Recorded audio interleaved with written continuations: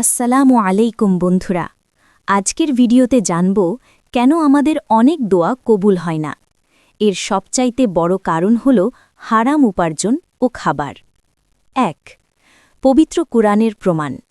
সূরা মুমিনুনের ৫১ নম্বর আয়াতে আল্লাহ তাআলা বলেন, হে রাসূলগণ, তোমরা পবিত্র হালাল বস্তু আহার করো এবং সৎ কাজ করো।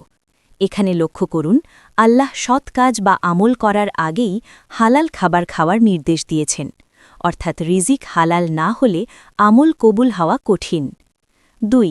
সহিহ মুসলিমের ১০১৫ নম্বর হাদিসে এসেছে, রসূলুল্লাহ সাল্লাল্লাহু আলাইহি ওয়াসাল্লাম বললেন, এক ব্যক্তির কথা বললেন যে দীর্ঘ সফর করে ক্লান্ত শরীরে ২ হাত তুলে আল্লাহকে ডাকছে, কিন্তু তার খাবার হারাম, পানীয় হারাম এবং পোশাকও হারামের।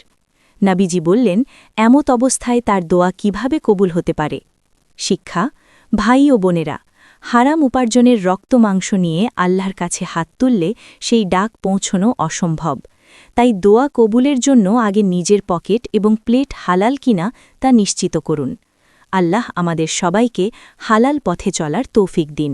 আমিন।